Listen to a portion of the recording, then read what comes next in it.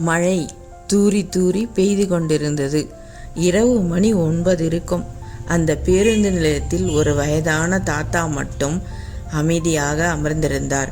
கையில் பழைய துணிப்பை, கண்களில் யாரையோ தேடி காத்திருக்கும் ஏக்கம். அந்த நேரத்தில் அரவிந்த் என்ற இளைஞன் மழையில் நனைந்து கொண்டே அங்கு வந்தான். இந்த பேருந்து எப்போ வரும் என்று எரிச்சலோடு கேட்டான். தாத்தா மெதுவாக சிரித்தார். காத்திருக்கிறது பழகிட்டா கோபம் குறையும்பா. அரவிந்த் அமைதியாக தாத்தாவின் அருகில் அமர்ந்தான். சில நிமிடங்கள் கழித்து தாத்தா கேட்டார், வீட்டுக்கா போற? ஆமாம், ஆனால் வீட்டில் யாருக்கும் எனக்காக நேரமே இல்லை அப்படின்னு சலிப்பா சொன்னான் அரவிந்த். தாத்தா சற்று அமைதியானார். அது பரவாயில்லை, யாராவது காத்திருக்காங்கன்னா அதுவே பெரிய விஷயம்.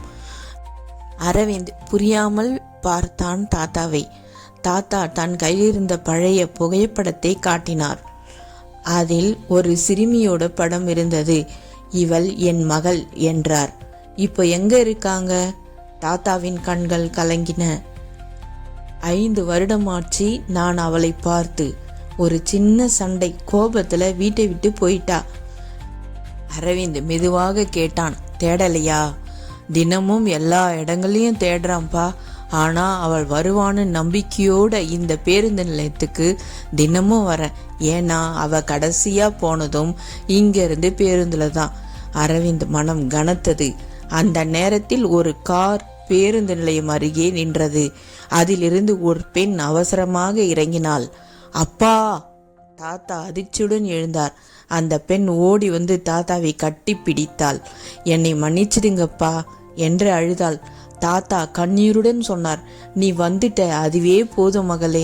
அதை பார்த்து அரவிந்த் உடனே தனது அம்மாவிற்கு ஃபோன் செய்தான். அம்மா, பஸ் வர மழையில லேட் ஆகுது, வந்த உடனே நான் வீட்டுக்கு வரேன் என்றான்.